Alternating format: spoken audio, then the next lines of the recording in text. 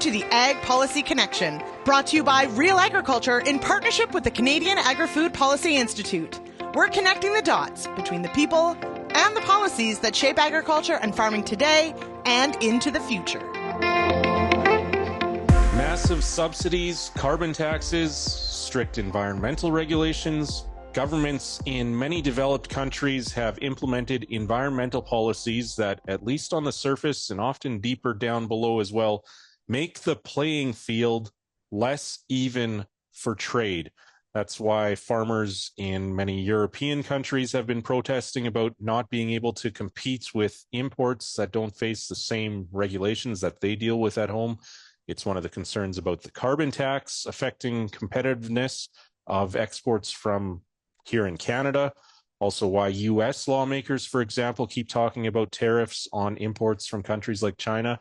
As populism and protectionism, though, have become more popular in political messaging, these policies done in the name of climate often blur the line with protectionism. And it sure looks like an uphill battle some days. But with agriculture here in Canada and North America reliant on trade and exports, are there steps that can be taken to address or prevent having green policies devolve into a protectionist mess on the trade front? Could the focus on sustainability in trade even be an advantage for the stuff that Canada makes and sells? Welcome to another episode of the Ag Policy Connection podcast, brought to you by RealAgriculture and the Canadian Agri-Food Policy Institute. I'm your host, Kelvin Hepner. As we continue with our series focused on sustainability, this episode looks at the trade front with two very familiar experts on this topic. First up, our first panelist is Steve Verhoeven. We want to welcome Steve back to the Ag Policy Connection. He is currently a principal with GT & Company, used to be Canada's chief trade negotiator for many years, and was also a chief agriculture negotiator prior to that. Also joining our panel for this episode is Tyler McCann. Tyler is the managing director of CAPI. Tyler, in a previous life, though, worked in federal government on trade policy files, including the Canada-EU trade deal and the Trans-Pacific Partnership. So without further ado, welcome to the Ag Policy Connection. This episode focusing on sustainability as it relates to trade in the future.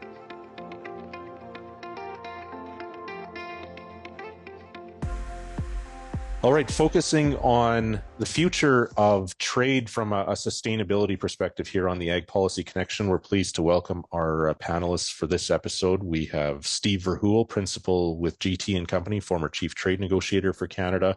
Also Tyler McCann, managing director with the Canadian Agri-Food Policy Institute, or CAPI. And Tyler, in a past life, also worked in government on trade policy files. Thank you, gentlemen, both of you, for taking the time for this discussion today. Pleasure. Thanks for having us. So, Steve, when we talk about how trade talks, the negotiation process and the priorities have changed over the years, you've certainly been involved in them for a few decades. Can you talk about how we're seeing more of an emphasis on sustainability and climate goals when it comes to trade negotiations? Well, we certainly are seeing a lot of emphasis on those issues, and they're being discussed at the WTO, the OECD, the FAO, bilateral talks, various other places. But I'd have to say that we're not seeing a lot of real traction on getting towards any kind of convergence or unified approach to these issues. So most countries are going in their own direction when it comes to sustainability issues, and we don't have the benefit of any international rules that are really governing that whole area at this point. So what are our current agreements that are in place in terms of both multilateral and bilateral? What do they have for sustainability or environmental components in them right now? Is there a significant component of that? Well, I'd be reluctant to call it significant. There are environment chapters or sustainability chapters in most free trade agreements. There are many environmental references in the WTO as well. But most of those were developed a while ago and have not really kept pace with the developments that have happened with respect to sustainability and the kinds of programs and measures that countries are now taking to address those issues. Yeah. Tyler, how about in your experience, what do you observe in terms of the increased, at least rhetoric or talk around climate goals, maybe not necessarily the rubber hitting the road in terms of action and like Steve said, actual evidence of this stuff taking effects beyond what individual countries are wanting to do? So I think part of where we're seeing, you need to take a step back and understand what's happening in the broader trade agenda, where trade itself struggles to get traction. And the idea of the ambitious trade agenda, I think, is an idea that's very elusive these days. And so I think one of the reasons why there is a focus on sustainability and trade is that it is a way to leverage a real core priority for governments, citizens, companies around the world, and use it to put some more breadth and more wind in the sails of a trade agenda. I think if you look back at a decade ago, when Steve was leading negotiations, whenever I was working as a political staffer, again, we had TPP, we had CETA negotiations. I think we had maybe a bit of a glimmer of hope. Maybe it was a very small glimmer around the WTO. Clearly, that's gone by the wayside. We don't see that optimism. We see, I think, some troubles coming down the horizon with potential USMCA review, renegotiation, depending on what you want to call it. But really, when you look at what does a positive, proactive trade agenda look like, I think it does come today through figuring out how do we bring trade into it, or how do we bring sustainability into it? How do we bring these other dynamics into it? And I think that is, setting aside the fact that trade can be good for sustainability, there is this opportunity to look at how do we use trade to optimize our environmental outcomes around the world. It also just speaks to this is where the action's at, and I think that this is what's needed to potentially try and push a positive trade agenda forward. So, Steve, Tyler talks about the challenges and the headwinds facing an ambitious trade agenda in this day and age. Are green policies a whole new front for protectionism and governments looking inward at domestic industry? Well, I think there's a real risk associated with that. I think that countries, as they're developing their own green policies, many of them are keeping that in mind, that this could also serve as an effective means to protect their own industry. But I think there's a legitimate issue around the whole notion that many countries are asking their agricultural producers to spend more to ensure that they have sustainable practices, and that puts them at a potential competitive disadvantage. There's a lot of pressure to try to find ways to level the playing field between countries that are taking those measures compared to other countries that may not be taking any kind of measures supporting green production. Yeah, and so that's where we get into having carbon border adjustments or tariffs on imports from countries that are deemed to be polluting or not having a full price on carbon or whatever the chosen metric is. Is that what you're alluding to? That's right.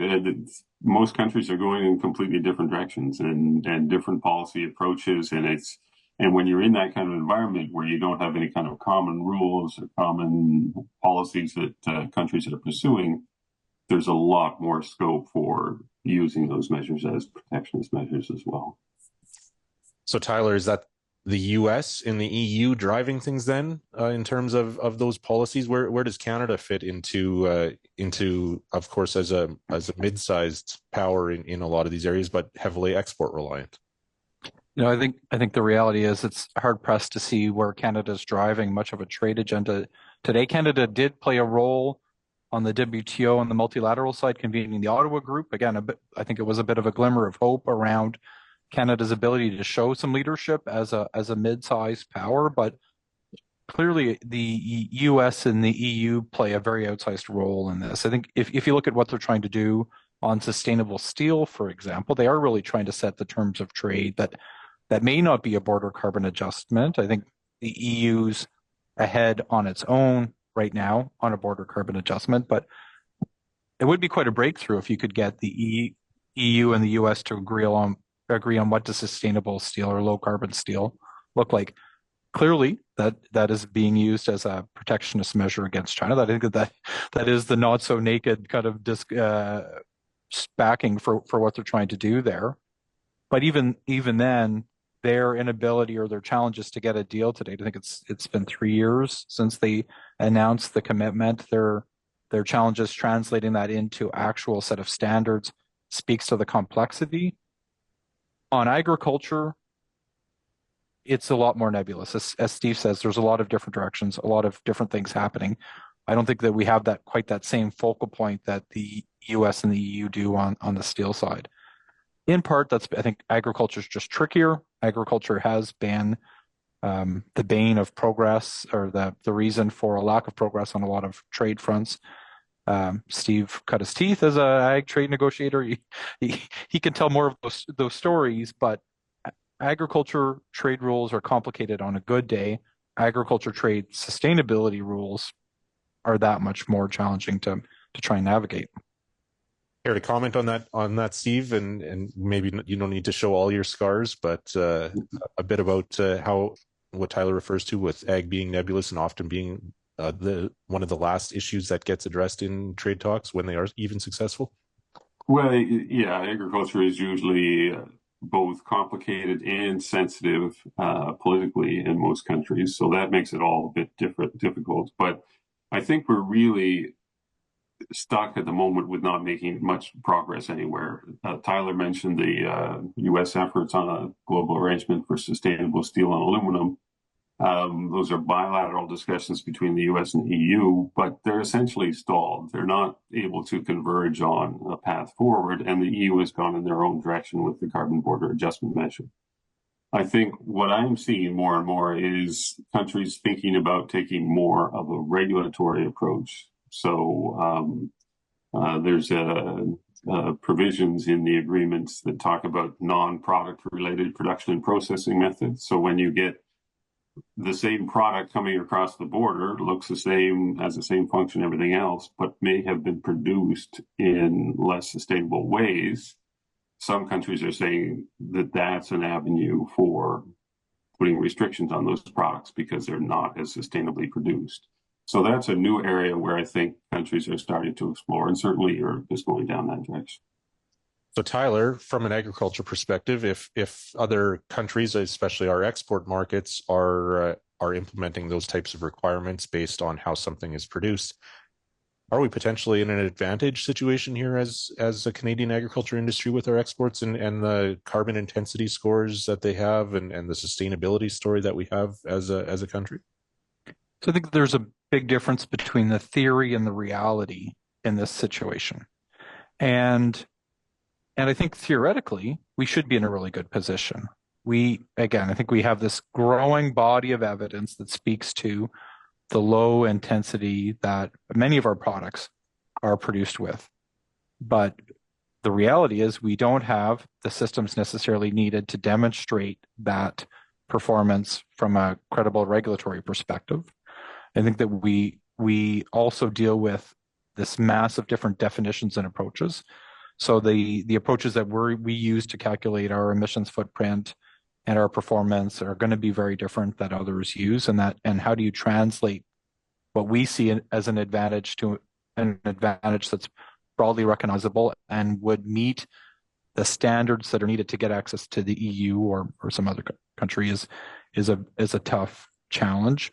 And I think that speaks to, how you actually, again, make that work from a practical perspective in a trade agreement is tough. And I think what's important to keep in mind, though, is that we do need to show some leadership on this if we want to translate that theoretical advantage into a practical advantage. Because if we just sit here and say, yes, whether it's the Global Institute for Food Security that put something out in the last couple of months or work that the beef industry or others have done to demonstrate their performance, if we just stand here and say, we've got the evidence that shows that we're good, without then doing the work to say, okay, here's what a trade system looks like that translates that evidence into advantageous access, we're going to let others write the rules, and they're going to write them in a way that probably won't work for Canadian agriculture. Yeah, I would say there's actually a pretty recent example when it comes to canola and the U.S. tax credits for renewable fuels and how canola is viewed in that system.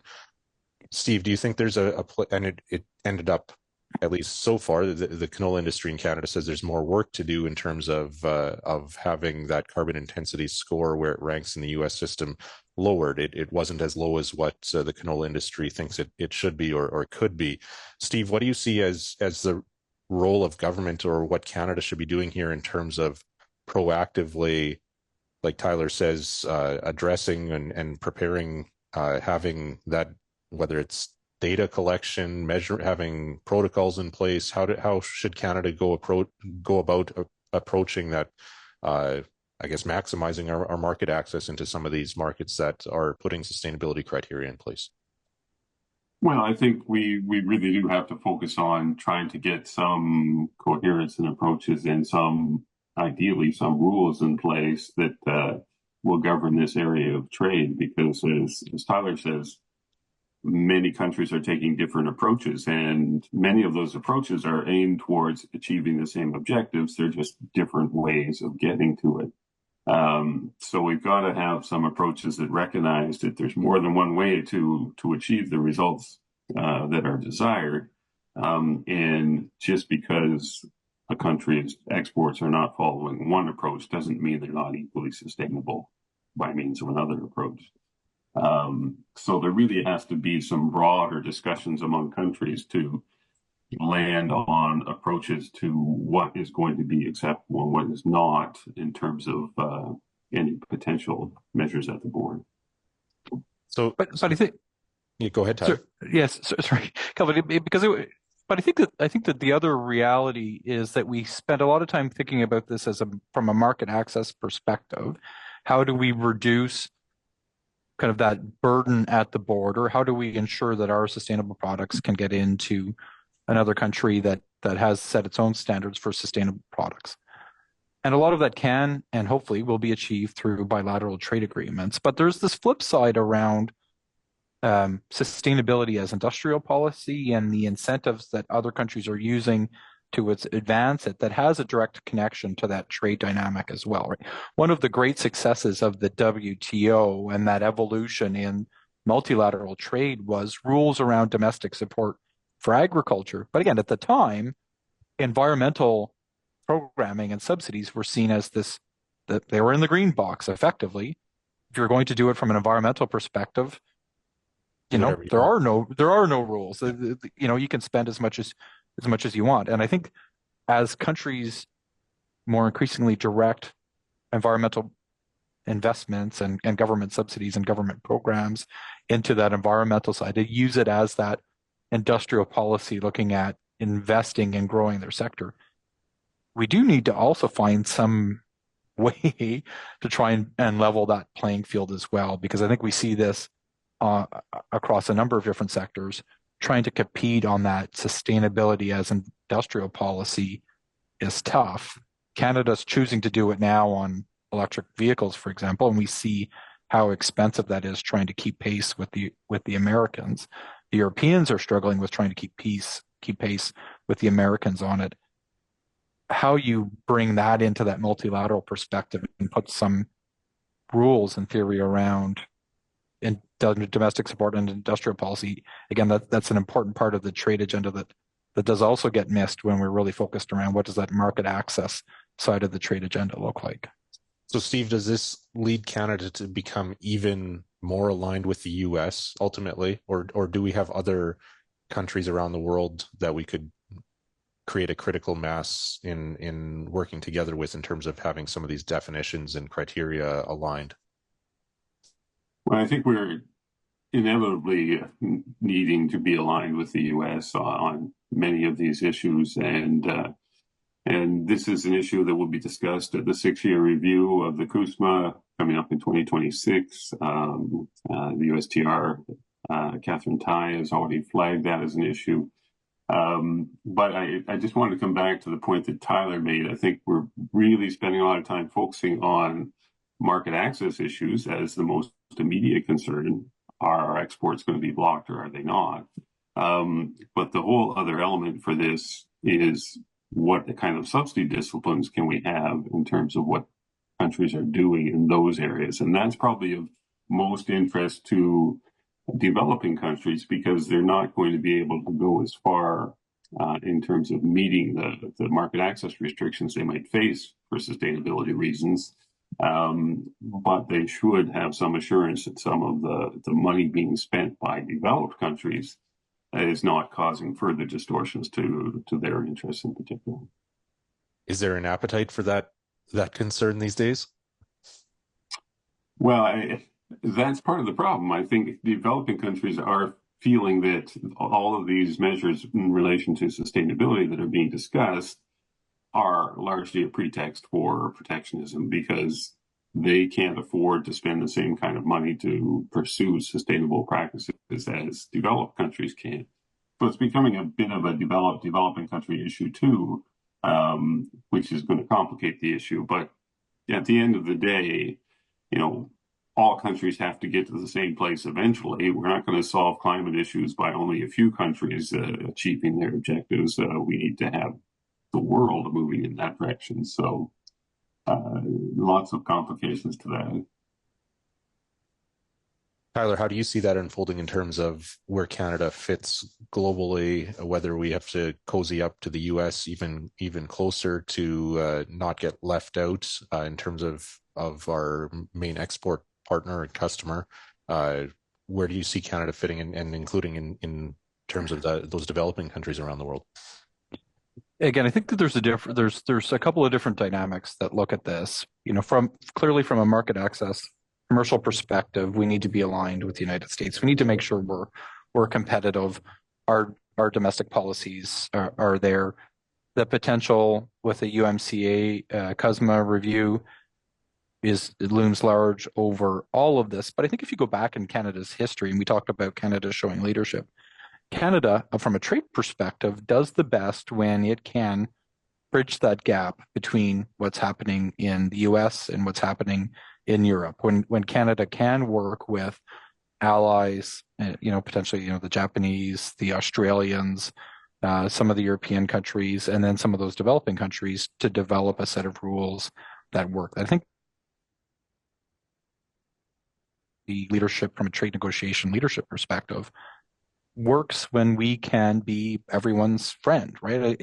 And I think it is about, yes, we're probably ideologically very aligned with the Americans, but there's a benefit in also having a little bit of a distance and having our own ideas and being able to come to the table with our own approach to doing things. Because ultimately, if you look at what the US and China have done over the last almost 10 years now on trade negotiations and market access, clearly the Americans can get things that we can't. We need different approaches, but Canada's not alone. There are other potential allies for us to work more closely with in this case. So, Steve and Tyler, you both mentioned CUSMA renegotiation, USMCA review. That is, what's the right word, Steve? Is it renegotiation or review? What do you prefer? We don't like to say renegotiation because that's not what we want. It's a review clause. Okay. So it'll be a review of the agreement. So some of those preliminary meetings, for what I understand, and of course there's trilateral meetings that happen all along, but some of the prep work could be underway, and of course there's political changes that could happen in all three countries before we actually get to that point. But Steve, if your former colleagues, are you raising the Inflation Reduction Act and the massive subsidies that the U.S. government has rolled out to support a green agenda? Are you raising that as Canada's top negotiator in those meetings?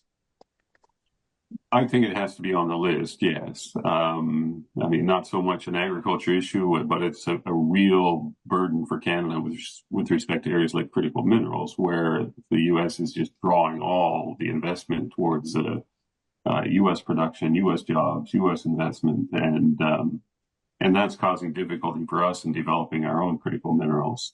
That could extend beyond that. Certainly it extends beyond critical minerals to energy, clean energy, and other areas too. So I think that's another part of the problem on the domestic policy side, where if you're providing those kinds of massive incentives for investment, you're distorting markets. And We have tried to get at those issues in agriculture in the past with some success, but that's going to be an ongoing challenge too. I think there would be some examples in agriculture of where the IRA is negatively affecting investment in Canada on the processing side of things as well. If you look at some of the plant protein investment strategy that the federal government in Canada has had, I think the IRA has really affected some of the competitiveness for some of that capital investment north of the border. Tyler, maybe you can shed light on that as well.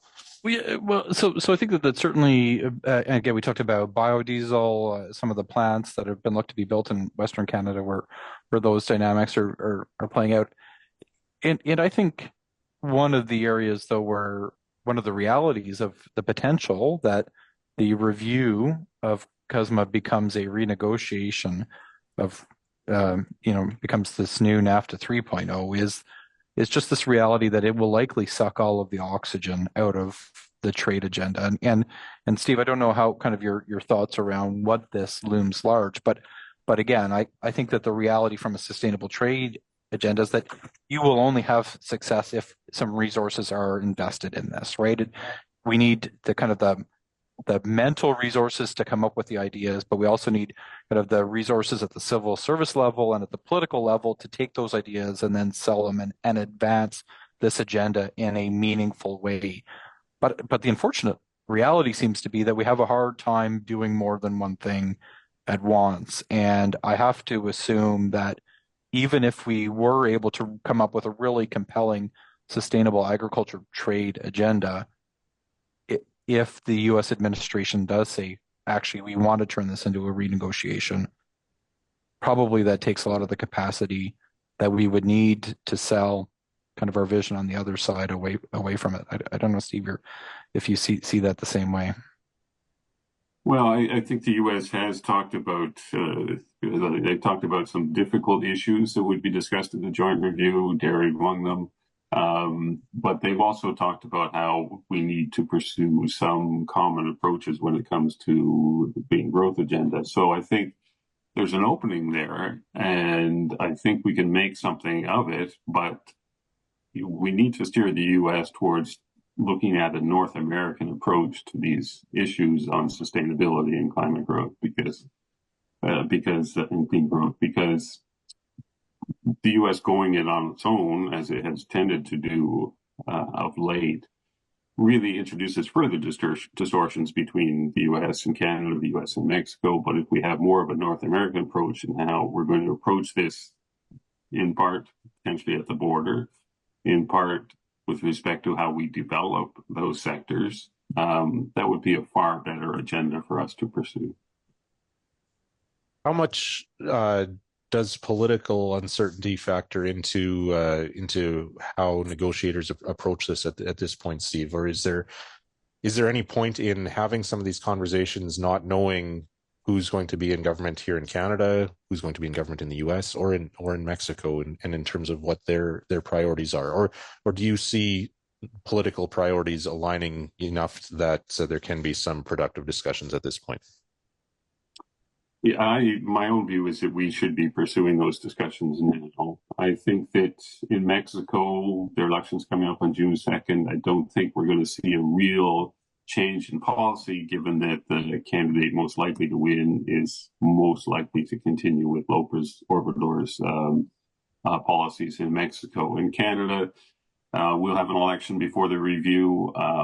There may be some changes, but overall, I think there will be continued strong support for advancing CUSMA further. The U.S. is the big question mark, and if it's a Trump administration, I think we'll have new challenges on border measures, in particular with this proposal for a 10% across the board tariff, all those other kinds of issues.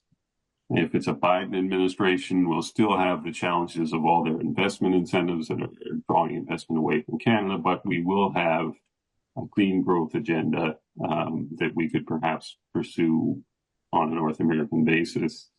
And then I think under either administration in the U.S., we're going to get a China agenda that will be fairly aggressive. But it's not just those North American elections. Again, I think we often forget that we have elections across the European Union. when it comes to that sustainability agenda, we've seen the pressures that the Commission in particular has been under to relook at its domestic support and approaches to sustainable agriculture. I think we often, in Canada, want to cheer on the EU farmers as they're protesting EU sustainability policy, but sometimes don't hear those protests and those calls for more protectionist measures at the same time. And again, if you look at the leadership that the European Union has shown on border carbon adjustments and their efforts to try and drive this agenda further, I think that those elections in across Europe may end up having a bigger impact on the sustainable trade agenda than what we'll see potentially coming out of North America. Again, maybe they don't change much, but it seems like the kind of the signs over the last couple of months really have been pointing to Europe shifting, but shifting to potentially a lower burden on European farmers and a higher burden on farmers around the rest of the world to try and meet their standards. And so, Steve, I don't know how worried you are about things like mirror clauses where they're going to demand more imported product meet their European standards. I think we've heard certainly that that's maybe more talk than action there. But again, in this new political dynamic in Europe, I think that the risks seem to be increasing, that we will see more aggressive expectations at the border, that farmers around the rest of the world are making some efforts to meet farmers in Europe. And I don't know what that actually translates to in practice again, but it's something that we need to not lose sight of.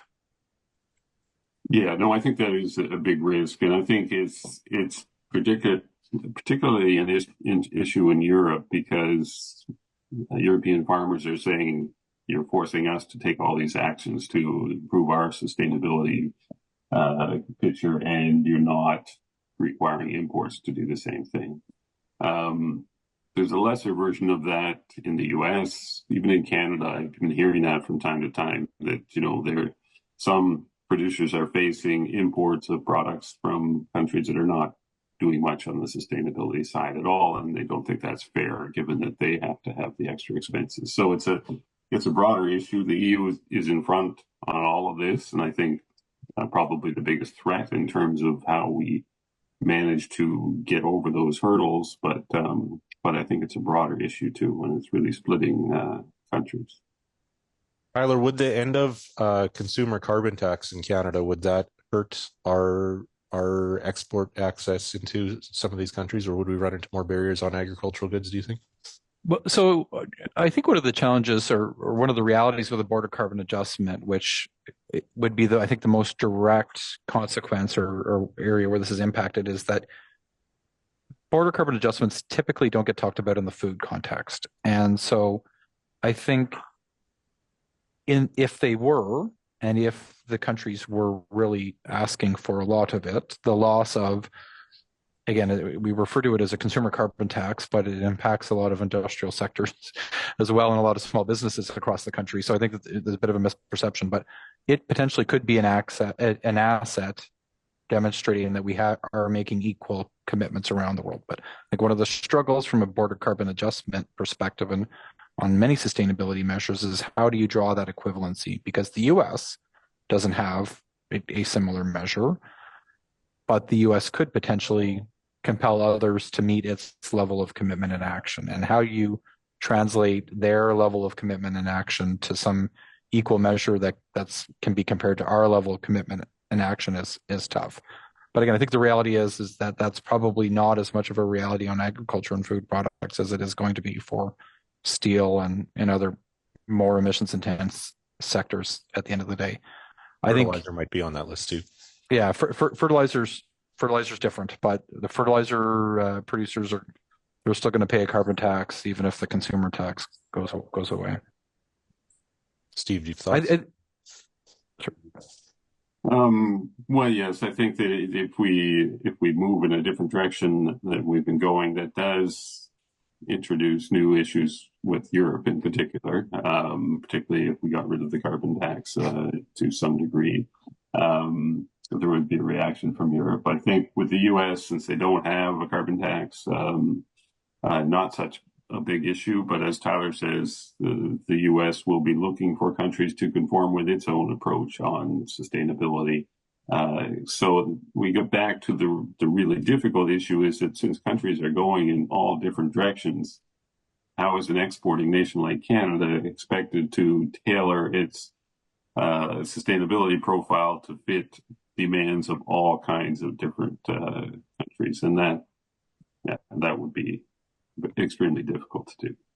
And that's where I think, one of the areas where we can show leadership and one of the solutions is trying to establish common standards. And that doesn't necessarily mean standards from a regulatory market access perspective and that you have to meet this X level, but common approaches to measurement and outcome and reporting. So at least when countries are talking about this, we're talking about it in a similar perspective. For example, if we're talking about carbon in agriculture, do countries talk in the context of your soil organic carbon content or your emissions as reported in the NIR report or in a life cycle analysis based on a specific commodity product? And getting an agreement around, okay, when we talk about carbon in agriculture from a trade perspective, this is the standard that we're going to use, let alone even, how do you actually incorporate that into a trade perspective? But getting agreement on that definition would be a major success. And again, I think it is potential an area where Canada can show some leadership again and say, okay, here's what a consistent approach to measuring carbon would talk about. But even that's complicated. Pesticides are a really good example. Again, we talk about this in the European context where they would put mirror clauses in place, but trying to get equivalency around, is it the amount of pesticides that are used? Is it the active ingredients that you're using? Is it the residue levels that are in the crops? I mean, these are not easy areas to find common agreement around what that standard, what that definition metric would be. But we've got to do that before we can do anything else. Or I shouldn't say we've got to. We should do that before we do anything else in the trade case. I think the reality is what we may end up doing is we'll put some rules in place and we'll figure it out afterwards, which sometimes is, to be honest, what's needed from that trade dynamic to actually get action at the end of the day. So in terms of action items coming out of this or takeaways at this point, I know right now it's kind of dark times on the trade front and what things could look like in the coming decade as we see this protectionist movement, populist movement in a lot of countries around the world.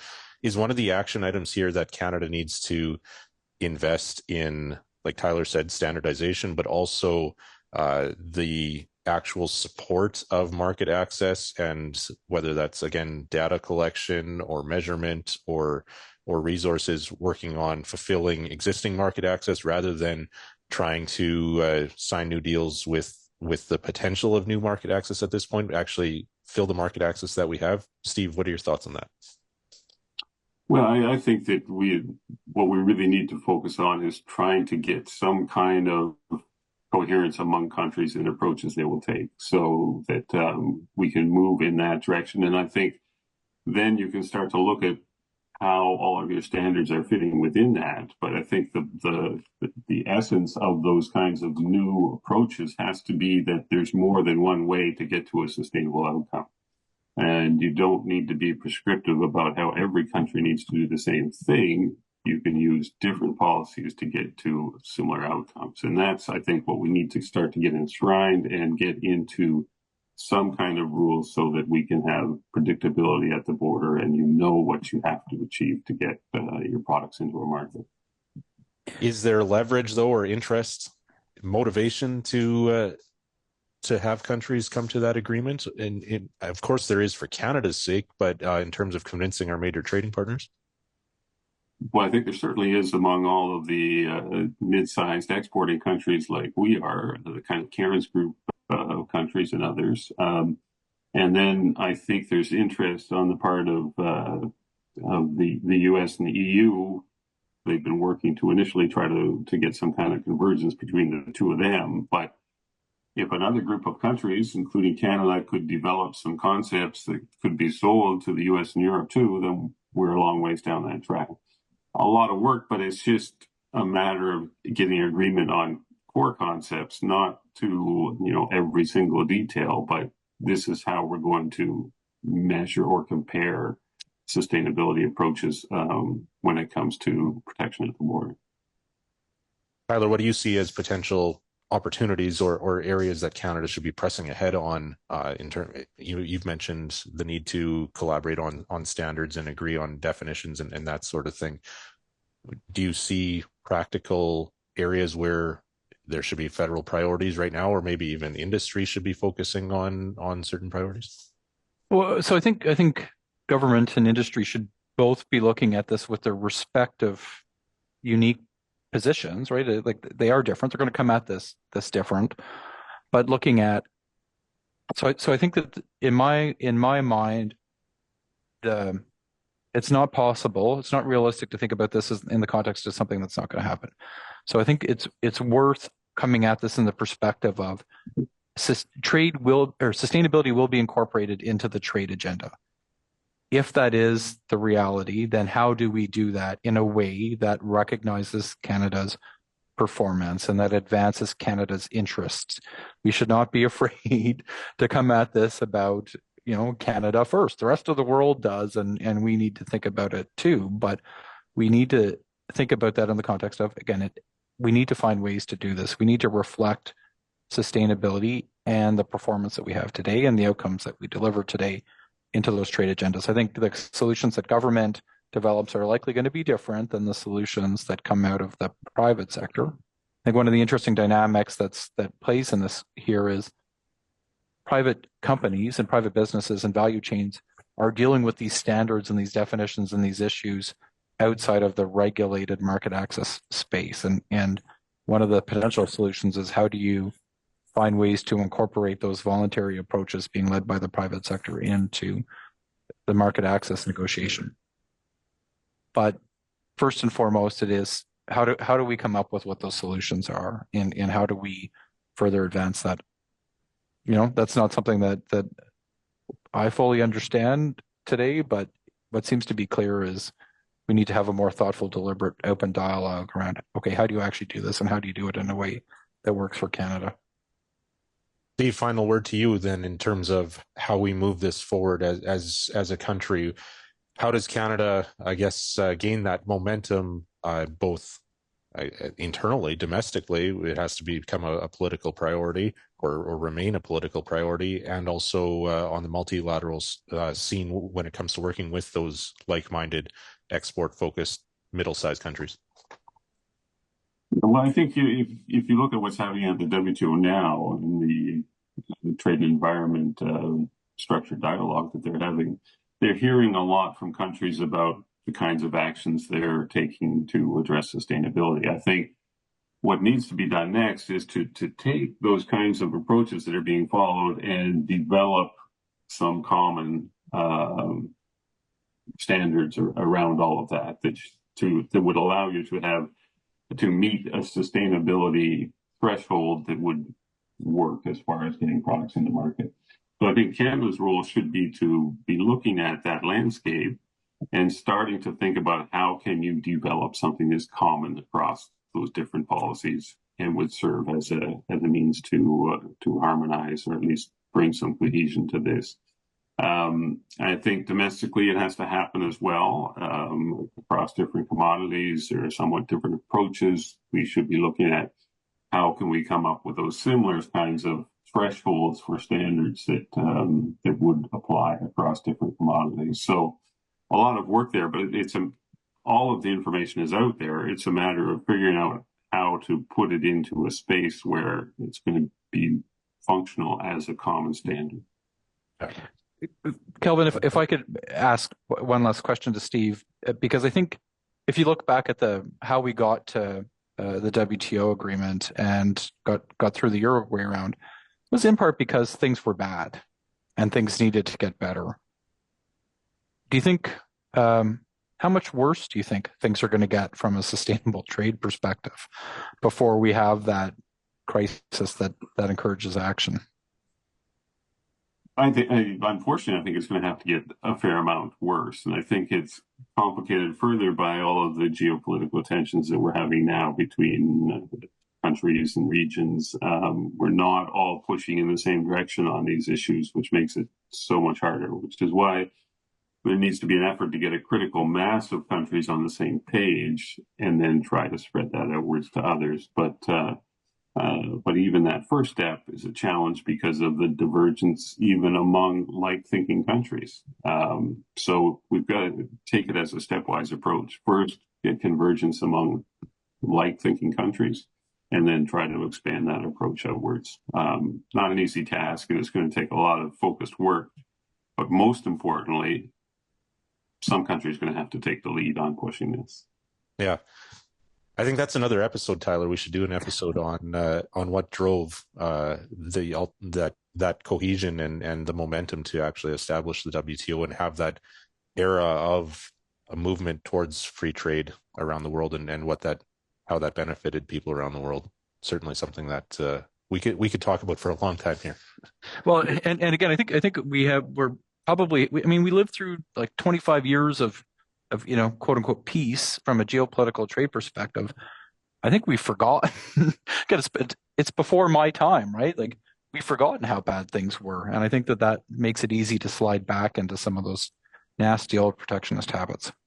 Yeah. Well, if I can just add a last word to that, I think one of the most essential elements that we're missing right now is the U.S. because the U.S. drove the trade liberalization agenda from the end of the Second World War through the establishment of the GATT, all those rounds leading up to the WTO. It was always the one that was driving the move towards freer trade.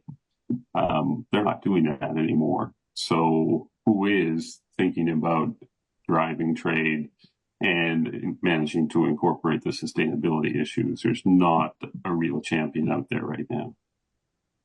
Yeah, for sure. Well, we'll definitely continue following this and paying attention to it in the coming months. And I want to thank you both, Tyler and Steve, for your insight, expertise into this. It's a difficult topic right now in terms of finding reasons for optimism for Canadian agriculture, but there are areas where resources should be focused and opportunities that are still ahead of us. So thank you both for your time and making time for this discussion today. Thanks, Peter. Thank you.